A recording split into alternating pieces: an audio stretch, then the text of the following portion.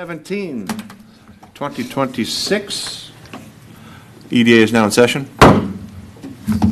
All right, what do we got here? Call to order. We are all here at present. Everybody good to go? Light this candle. Approval of the agenda. Anybody look at it through and see what was going on? Yes. Yes. I'll make a motion. I'll second. All in favor? Aye. All opposed? Motion passes unanimously. Consent agenda. Did we talk about the consent agenda? It's all these things together. We just, nobody want to pull anything from that? No. No? Okay. Then we're going to need a motion to approve the consent agenda. I'll make a motion to approve. I'll second. Favor? Aye. Opposed? Motion passes. Consent I gotta agenda. ask one question on the, it has nothing to do with approving it, so, but just on that chart that they include, I assume every time someone inquires, it gets on there. Yeah, 'Cause it looks like the same people over and over and over. Yeah, where you see the same color code is basically people. that's a repeat call for the same project. Okay. Sounds good. That's what it looked like, but Hayden, we got open forum, limited to 3 minutes. No EDA action will be taken. However, direction will be given to the future staff for future meetings. Do we have anybody online? There's nobody online. Dang it. Next time. There isn't anybody online. one of these days we'll get. We're going to get somebody. Can somebody call in on their phone and hold down below and just, I'd like to talk to you. Okay, nothing for open forum. Moving forward, old business. Hayden, let's not go through the old laundry, but let's make sure that we get everything covered here. Railroad Spur. It looks like You the were ones not- that are no updater. Well, we had that meeting that got sent out via links. Did everybody see that link for it in the meeting? There it is. Did everybody watch it? Did anybody watch it besides? You're talking about the railroad spur one? Yeah. Yeah. With Semstone? Yeah. Oh, you I were was there live. I read the report. Is the report accurate in here? I thought the report was reasonably accurate. Yeah.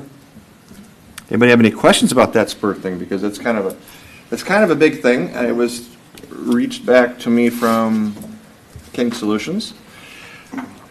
I believe they would like to use it, but they are not ready to pay for it. I think that's the consensus, yes, in my opinion, I think that's was the consensus from everybody was they would love to use it, Yeah. not necessarily be a part of paying for it. I'm sorry, but is this the budget that we're presenting to these people?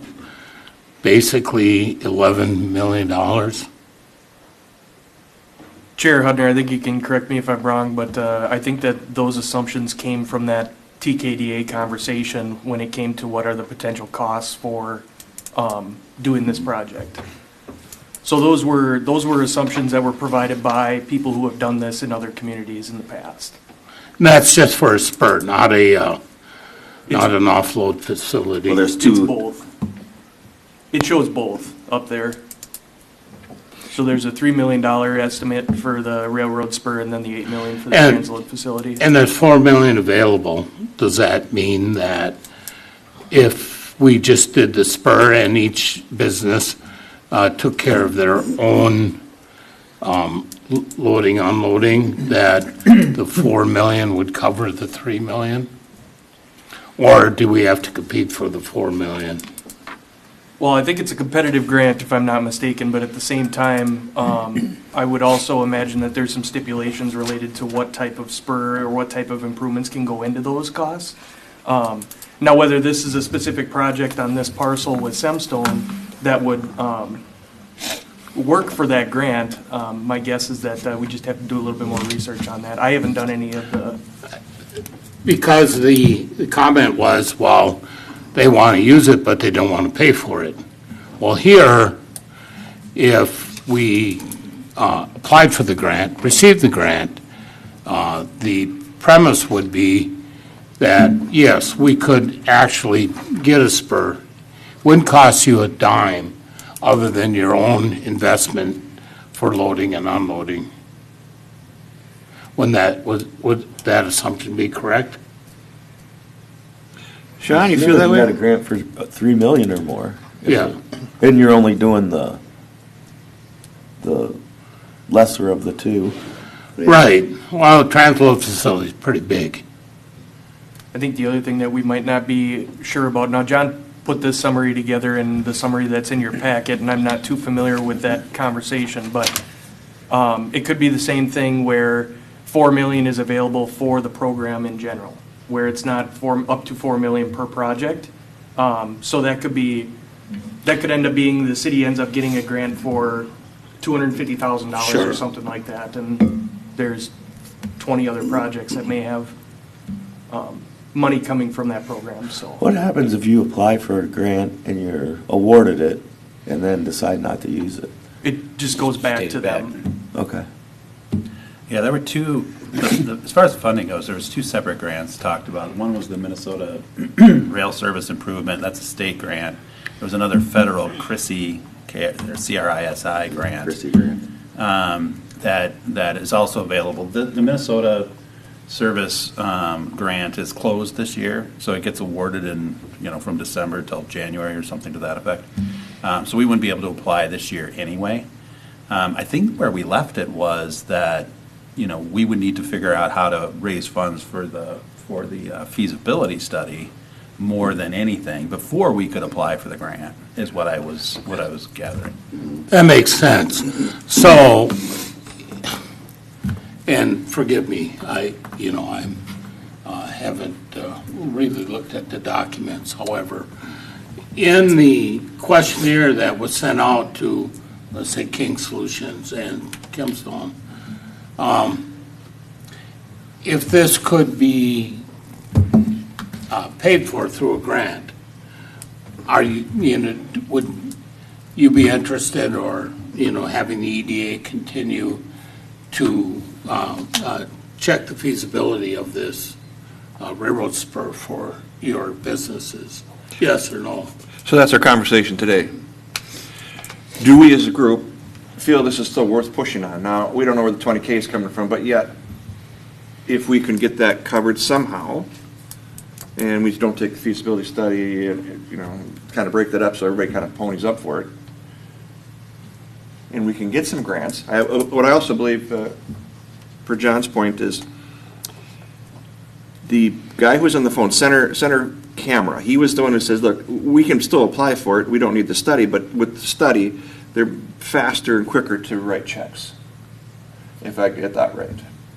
And if they're going to write checks, okay, let's figure out how we make this work, but we should really have some stone to the table on a lot of these questions, because they're the primary going to be.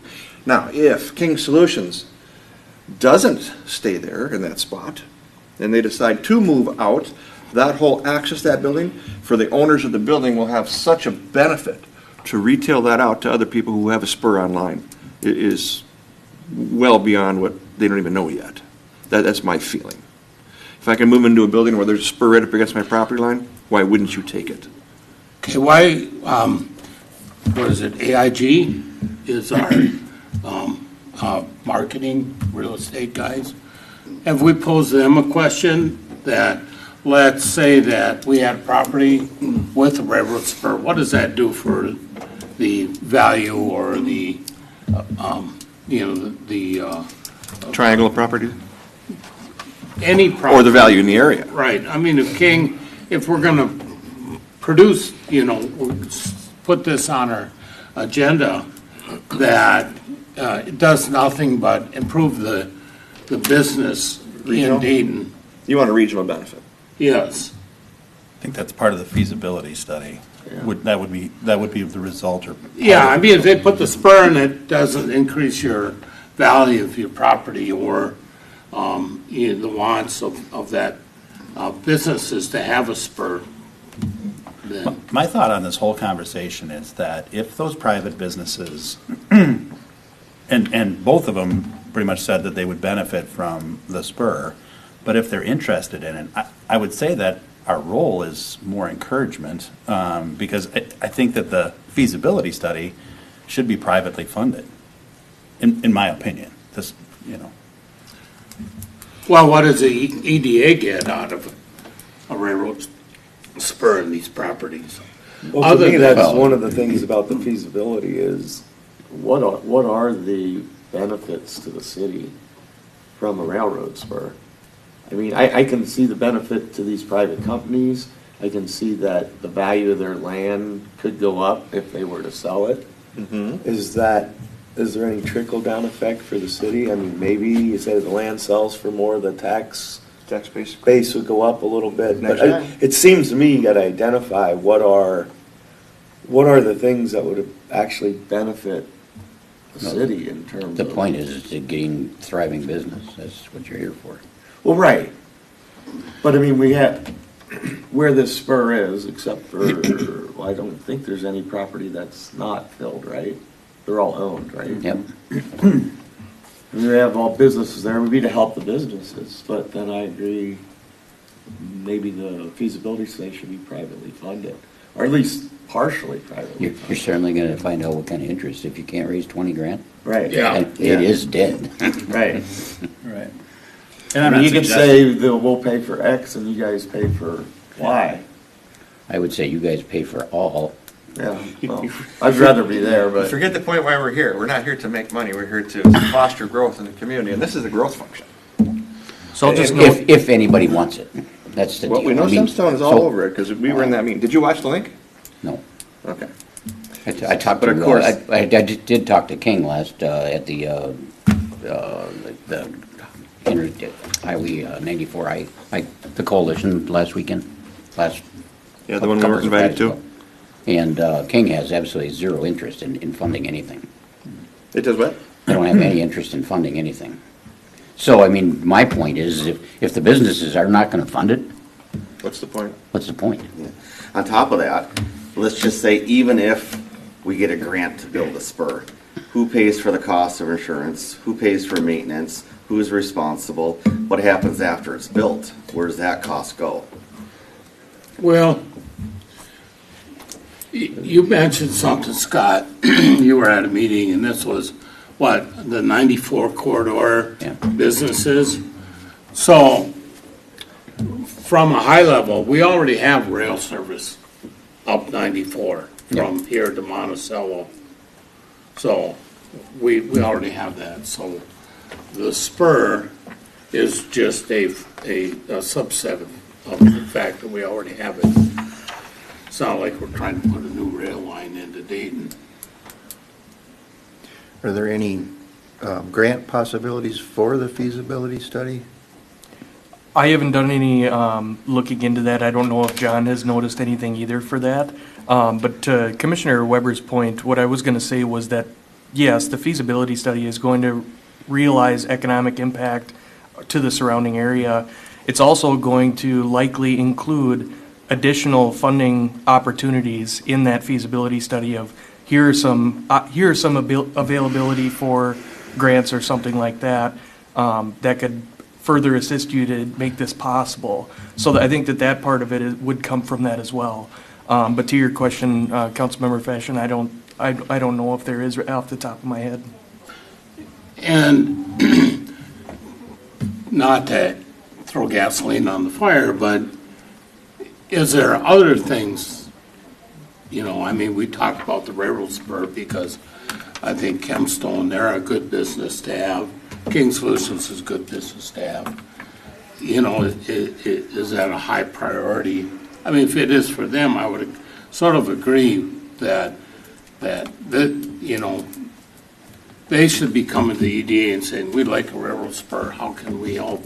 Or we should go to them and say this, but, I mean, if it was very important to them, I think they would step up to the plate. No, I tend to agree with Scott. I mean, you go back to them and say, feasibility study is gonna be 20,000. Are you guys interested enough to pay for that? And if they are, at least you know what their level of interest is.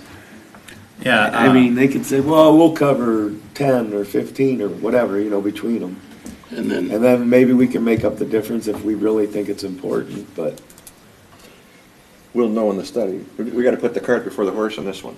yeah, we'll know after the study comes out. But I mean, we're kind of trying to be the barometer of how important it is before the study, you know? I mean, because we've talked to people, we've got some idea anyway. Well, regionally, I can only think it's a win. But I've been pushing on it basically because King Solutions was the ones that originally wanted it. Yeah. They were the ones that were explicit in saying they wouldn't participate in the feasibility study. Exactly, yes. Semstone did say that they would participate. I mean, they said there was interest. They didn't know to what level. Sure. In that meeting, but But he also said in the meeting, our resources are drying up and we're gonna need some type of long-term solution. And he was all over that. He absolutely was. I think that his timeline fits the timeline of the grants, because he said that the infrastructure isn't even there on the other side to be able to, utilize it. In other words, if you want a a spur to offload, you need some place to be able to load. That's right. And right now, it's Not not developed. Yeah. Right, and we're, based on at least the second point on here, is that we're already a year away from being able to think about applying for the grant, because The one grant, the one grant, right, there's two available. the federal, and so what do we know about the federal grant? Is that just available anytime? Well, Chrissy grant. okay, we all got the same conversations going. Yeah. Can we get a grant for the grant to serve the grant when the grant won? That conversation. Right. For the 20K feasibility study. First of all, we got to decide whether or not we want to continue pushing on this. And that's going to be a majority consensus, or we just drop this thing and move on. Do we, I don't think we need a motion on this, just show of hands type thing? I mean, who's in favor of continuing moving on? If we can get this thing reasonably funded, because I know I am. I am. I have a stipulation to put in there, I guess. I'm in favor of moving forward, but as the city and as an EDA, I don't want to be paying for this. Yep. So if Agreed. it's someone other, magically the money comes out of a hat to build it, great. If it comes down to where EDA has to put in $20,000, I would say no. So that's kind of, I guess, I'm just being honest, my opinion on it is, if we can get it for a grant, okay, but we don't have the money to put into this, our own money anyway, so. Well, if the feasibility study shows that it's going to greatly impact the area because of this by IHG or whoever the feasibility study guys say, the 20,000, drop in the bucket. Now, if we can increase those retail spot for sales, that 20 grand on your tax load ain't nothing. You got to look at big picture. Exactly, and I'm looking at the big picture as far as once it's built, who the insurance, who maintains it, who pays for it, who pays the bills. That's the long-term expense. Building it is the cheap part. Yeah, I get you. Maintaining it for the next 30 years, who pays that bill? Chair Hutner, would you say whether or not you know for a fact that Semstone and King Solutions would not be interested in? I didn't say Semstone. Sure. I said King. Would it be in the EDA's interest for staff to reach out to them to see if we can encourage them to do this on their own, the feasibility study, if they were willing to move forward with that? I would recommend, I'm sorry. Well, in my opinion, that's gonna tell you the story right there. Yeah. I If think- you can't raise 20 grand to do the study, it is over. Then think there is those- absolutely no interest in it if you can't raise 20 grand. I agree. And just reiterate to the businesses too, that, this feasibility study is kind of the thing that gets the ball rolling to understand what are the potential positive impacts to this project. And at the same time, In the grants. that's exactly it, yeah. That's gonna tell the rest of the story is Yeah. collecting the 20, then what's the story after you get to 20? Because Right. you're not gonna get a grant for $3 million and build the whole thing. 99% that you're You not get a gonna. portion. There's gonna be some contribution from somebody. But I think you need a lot of those facts before you Yeah. apply for the grant and have some sense of what the grant possibility or contribution would be. I think that they need to put some skin in the game. Yep. More than just say, well, we'll use it if you build it. So I could see the EDA participating in this, as a partner, so call it 21,000 and, the other two pony up 7 and we pony up 7. I could see that as reasonable because then they've shown with their checkbook that they're interested. Yeah. But I think their interest, whether they're willing to do anything at all, tells you. So to me, I'm willing to continue to push, but that's the point. Push that, see what they say. They say, yeah, we're interested. Then you determine whether they fund it all or you split it 3 ways or 4 ways or whatever it is. Right. And I think the EDA, interest in being a partner at all in this is to Tim's point, that this has got potentially bigger impact than just those 2 companies. And so that would be, our interest in pushing it forward. I mean, increasing the value of those 2 properties, that's good for Dayton, but, does it do more for us than that? And that's where I think that's fair for us to participate in that question also. And then I think they're, at a higher level, what does the Spur do for the property value? Does it increase the property value? Does it decrease the property value? If Kempstone said, sure. I've never seen a Cadillac without power windows. So if I you want to crank them up by hand, that's on you, but the rest of us want a button. understand, but, is there a benefit to the city in increased taxes because their property just went up Oh, it will. 150,000? You ever build anything on a piece of property and the That'll taxes go come out down? of the study. Well, but a railroad spur, I think one of the things you bring up is the liability, the insurance, the maintenance, Yeah, it's on Simpson property, that's why we have to have that conversation. um, It's infrastructure. This is no different than buying a 7-inch pipe down in Old Town. It's still infrastructure. It's another way of communicating. Remember when the I-94 bridge, when that came in? Oh, yeah, whatever. Now look at it. Look at that interchange. Incredible. Just from one interchange. Now everything started building up around it. Now, if we can take some of that traffic off the street, put it on a rail, Speaking of the interchange, do we have any clue as to what Maple Grove? Maple Grove's feeling, from their city council, I had a conversation with them. They would love to increase the regional area presence of a rail. I've had that conversation with 3 of the people. They are all in. They ain't writing checks, it's on Dayton No. turf. So to answer your question, yes, I've already had that conversation. It sounds like we need to set up a conversation, a meeting with Simpstone. Do we want to put King in the same room? Is there any other big player in the area that want to say, let's get him in City Hall here and say, hey, this is where we're at. And if you want to make this move, because up to this point, how many times have we heard Simpstone's not interested, Simpstone's not interested, it's no, and all of a sudden we come to the table and, oh, when do we start? Because way conflicting information. Did Turbine Pro attend the meeting? I mean, they're the other business that's right there in the corner. Right? Turbine Pros? Yeah. Well, there's a couple of businesses back there. To me, that's part of what the feasibility study might, well, A, who's gonna maybe pay for it, and then B, are there other, I've always said, to me, there could be businesses in Rogers and other parts of Dayton that Yes, they will. might use this, but till you actually get a Build it study out. done, you don't know. I don't know what, you look at all the warehouses we have, you would assume that some people would have interest, but, maybe most of their freight might be. It's the right truck, area. It's totally the right area for something like that. We ain't gonna put in a landing strip You're for a not gonna use plane. it because you're all truck, pretty much. There's no need.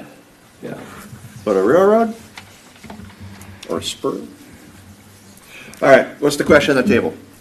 We want to move forward, is that a yes or no? Well, we need to come up with the money for the feasibility study.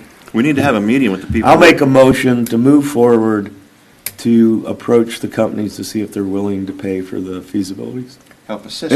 In all or part, whichever way you can explore that. That's my motion. I would second that motion. All right, then, who's in favor? Aye. Aye. Who is opposed, Scott? Oh, I'm sorry. Are you opposed? No, I'm not. I didn't hear the aye. You spend 23 minutes, and if you get 20 grand, then you do the feasibility study. 1,000 a minute. We're doing pretty good. Yeah. All right. But they have to understand, the 20 grand is not the end of the No, wait, we get it. That's the beginning. That's just a bit, just this much of it. Yeah, but Somewhere without along it, those lines. Well, at least we somebody's would gonna know. All big companies understand that. And the property. Yeah, they say. I mean, Who's the property? I don't have any idea. who knows, Graco, I mean. Right. You know, Graco's gonna have their work, you know. well, let's finish the motion first before you keep discussing. I mean, We have Sam- all in favor, Samstone's the motion owner and of none the property. opposed. That's, The motion passed. okay. Yep, the motion passed. So we've got our direction. We can reach out to them and coordinate a meeting to discuss, get the ball rolling for that feasibility fund. So, Do you have a Graco contact we can bring in the same meeting? We want the big players in town. yeah, I can certainly reach out and see if they'd be interested. Yeah, I don't know to what scale John's reached out or what range he has within this area. So it very well could likely be that we haven't reached out to them. Just to in Of terms course, of RDO will proximity. be willing to come to the table. You can be in the same meeting as well. You got your big company and corporate. We want to reach out to Caterpillar, MTL. of course. Sure. I mean, no Well- one's contacted MTL, I can assure you of that. Yeah. He knows nothing about this. And he's a trucking company, Well, what And a about, garbage, right? yeah. what about the auction, the These Takata guys, were you impressed with those guys or what? Because I liked them. Carvana? The guys who were held the meetings. Oh, yeah. Weren't they awesome? Yeah, they were good. They nailed it. I believe this did get brought up to Carvana, but they had no No. interest in being a part of the rail service. So, when they were going through their entitlements for their building expansion, Carvana, we did mention this to them, but it sounded like they didn't have any interest of use of rail for their services. So, Okay. that was one that we did have contact with. Okay, good. When will you have that ready for transmit? I'll have to see what John, see where he's at with when he gets back. I think either tomorrow or Thursday. So, and I'll debrief him on the meeting that we had. Should know an answer by the next meeting, I would think. Yeah, It's a that, 5-minute conversation. yeah, that's no problem. Yes or no? Well, it's, yeah. It always sounds that simple, doesn't it? It is that simple. That's government, friend. Get meetings about meetings. All right, Hayden, where are we going next? We can't talk about the Lent property quite yet. You could, other than just a recap, this is still listed for sale. It sounds like there's been some verbal conversations between John and some people interested in the property, but no formal written offers to consider at this point, so. Any IAG conversation? It sounds like IAG had this marketed at a Realtor and Development Conference out in Las Vegas, where he had a few minutes to discuss this property and this opportunity. A lot of questions about the floodplain. It didn't sound like there was too much hesitancy related to making this accomplished. So this specific concept that they had brought to that. Other than that, there were no formal offerings or anything like that that were, that came out of that, so. Okay. And the no updates we'll leave alone?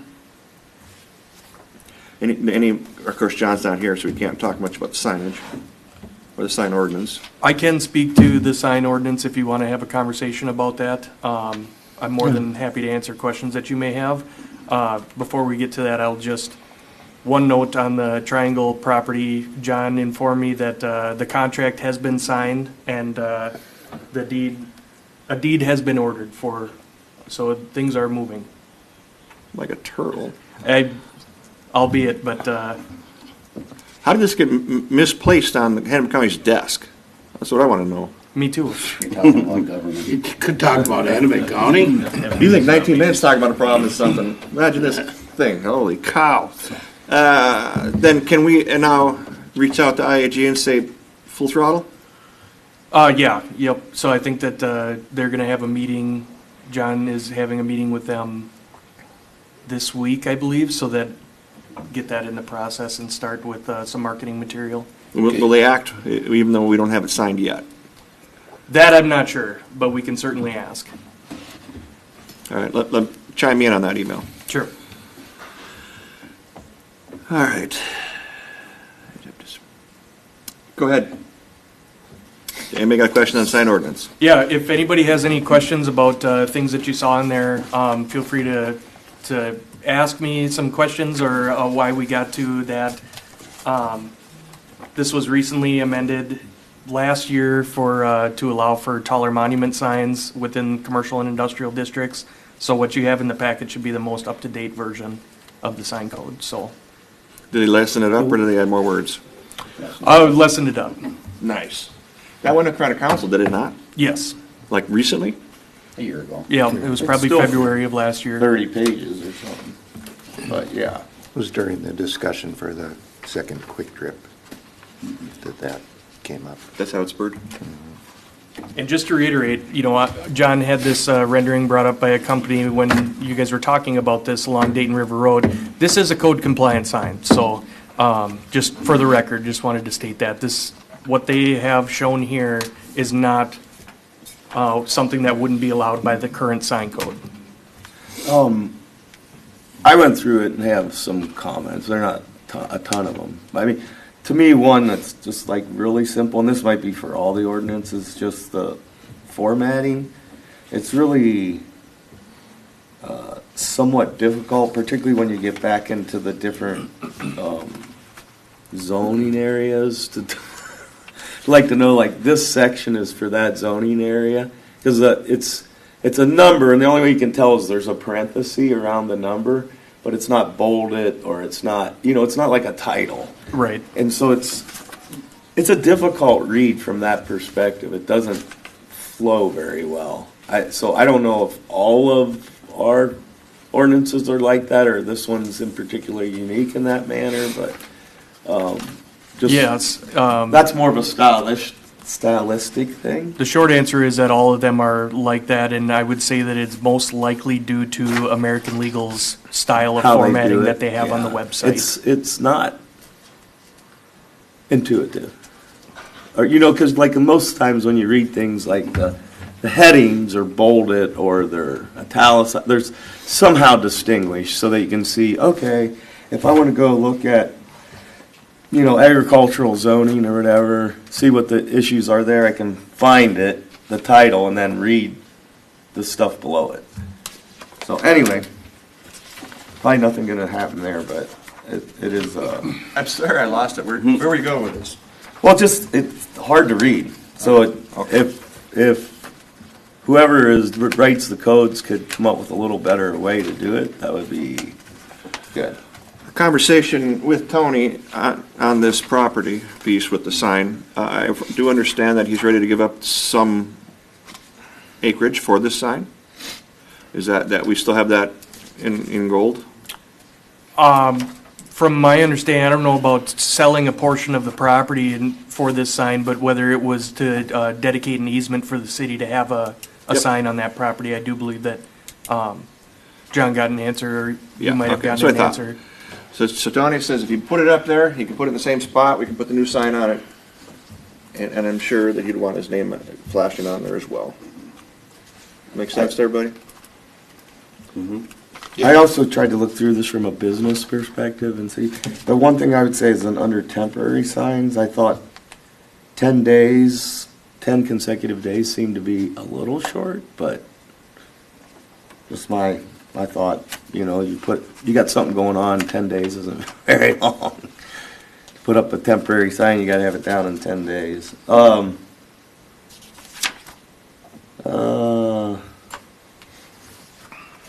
then if I understood this right, there are no billboards allowed in the city other than what's there. The billboards that are there can be converted to digital, but otherwise, Depending on the separation between existing billboards within the freeway area, which is the only area I believe there are billboards Yeah. currently. I recently had a call with a gentleman who wanted to turn a static sign into an electronic one. Same size billboard as existing, but there is a provision in the code that limits that to, I think it's 1 per 400 feet, linear feet of right-of-way. And there was an electronic sign already in proximity to that, so they weren't allowed to do that. I know that a lot of the times that cities will require or have tried to require that billboards come down at the time of a property being developed. It sounds like cities have recently been challenged on that to where they likely retain their rights to stay up there even after development, but. But just the overall approach from the way the city's looked at this, the council, whatever, is like, no more new billboards, but existing ones can be converted if they meet the conditions in here. Correct. Like you just described. And, of course, all electronic has to be static.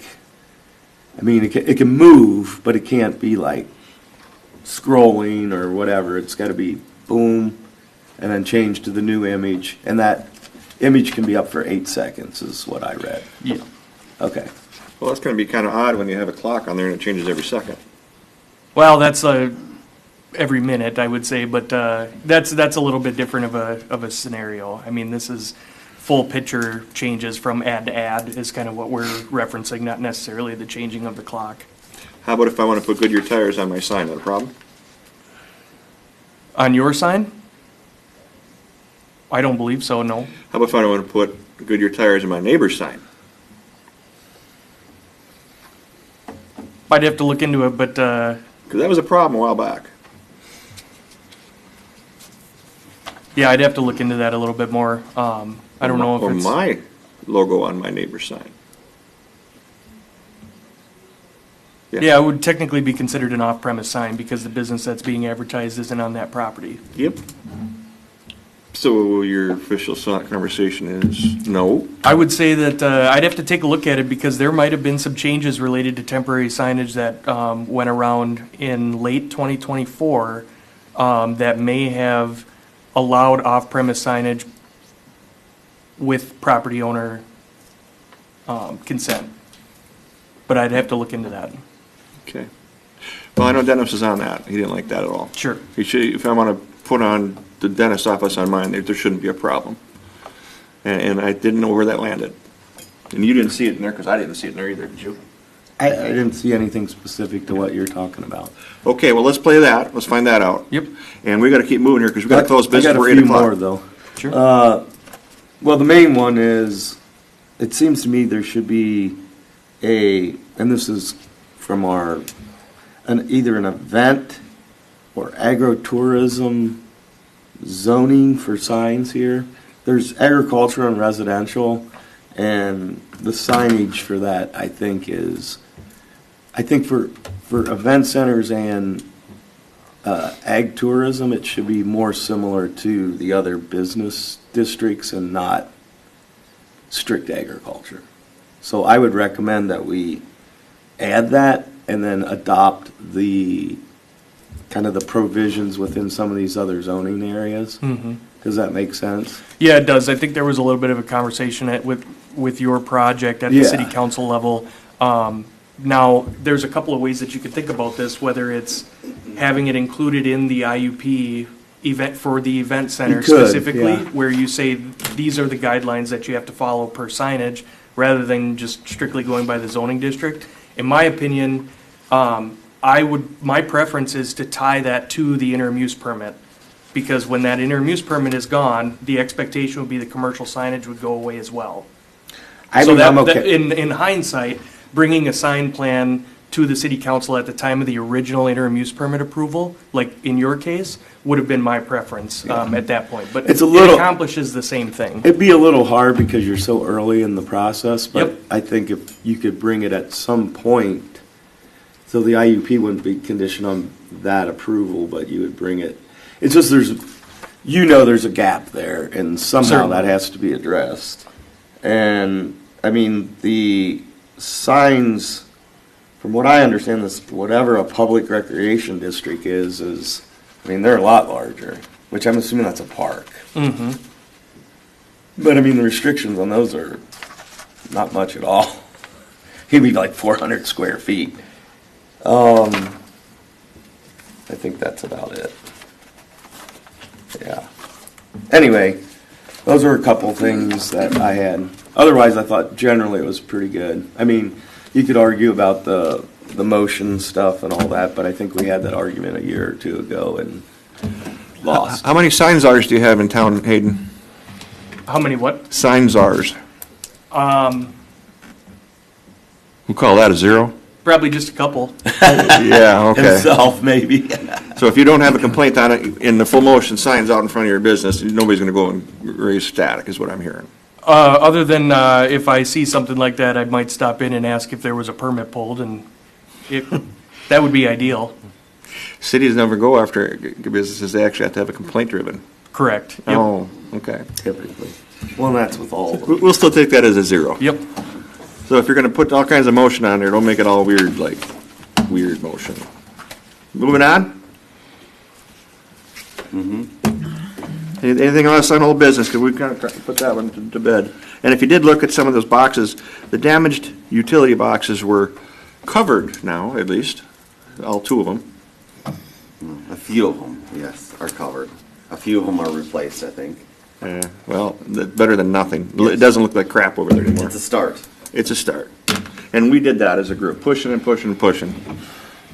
Infrastructure. Closed meeting? Do we want to talk about, I only had one, but was goals? I thought that was on there somewhere. Are we going to have a separate session on that? I'd imagine it'd be a goal setting as a separate session. Because I only saw one that I thought was, there's 9 and there's one maybe that could come out on the goals. But if we're going to do a separate session, we can. It's set it, I think, in the agenda, so. Commissioner Burnens, if you'd like, I can make a note of that, and we can add that to the agenda if you want to discuss that at the next meeting. Yeah, or I can give you my input. Sure, either way, it'd be best if you did it from the dais and when we had an agenda item for it. Okay. I think we I only should saw handle one that as that- an agenda. Sure. We can't put it on today, and we gotta talk about this. The city center one was the only one I saw that didn't fit anymore. Okay. We'll just make that a separate thing. Good with that? Yeah. Okay. Okay. Closed session pursuant to Minnesota State Statute 13D.05 subsection 3C3. A closed session shall be conducted to develop, consider offers, counteroffers, purchase and/or sale of real estate and personal property located at PID 36, 121, 23, 41, and 0014. We are in closed session.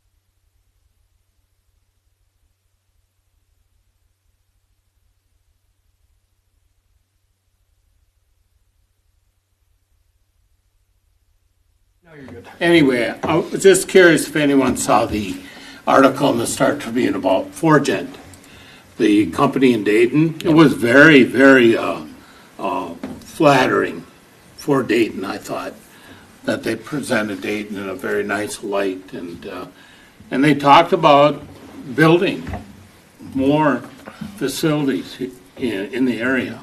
So, I mean, they're doing a lot for data centers, stuff like that, so. What company is this?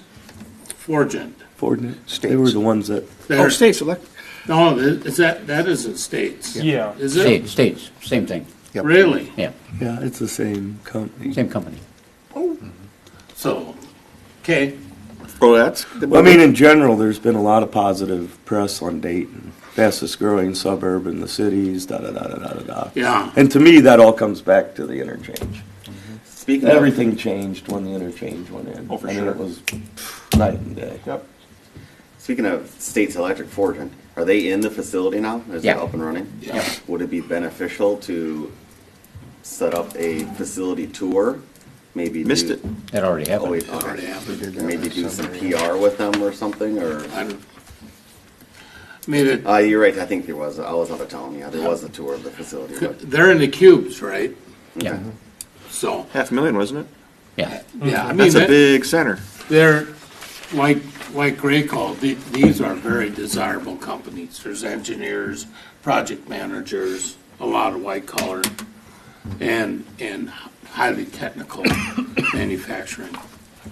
So, I just wanted to mention Maybe they that. want to build an office building across the street in the triangle. Maybe they need a railroad to spur that right up. Kind of like someplace. Graco, you know, put your world headquarters right here in the triangle. Ooh, that'd be good. Hayden, why don't you rev us up on number 7? All right. Just to note on this, there's a Economic Development Association of Minnesota is doing a webinar about what what developers are kind of looking for in terms of bringing projects to fruition. John just wanted to put this up here. If you guys were interested in attending, let us know. We can sign you up. It's only an hour long. I think I am signed. If not, make sure. Sure.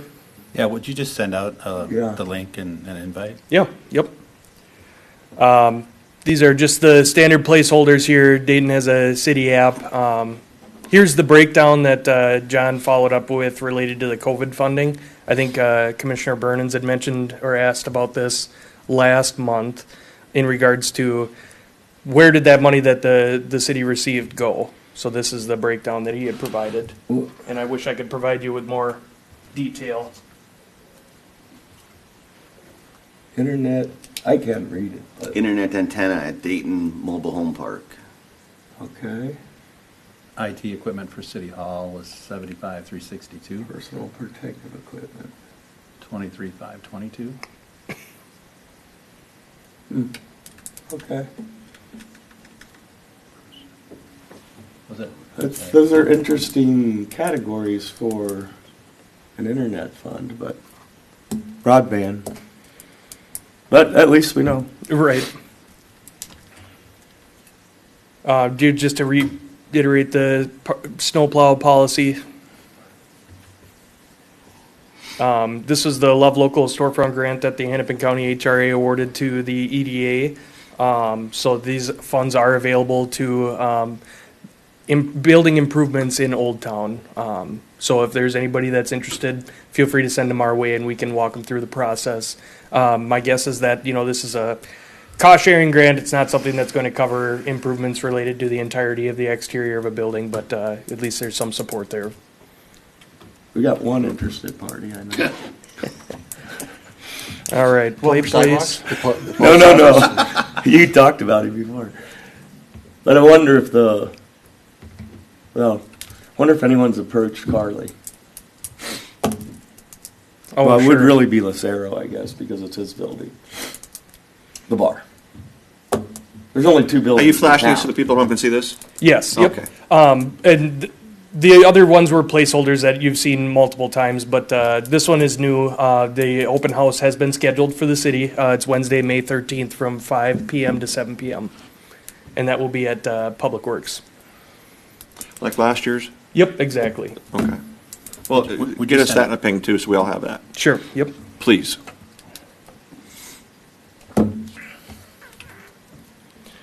Elevate.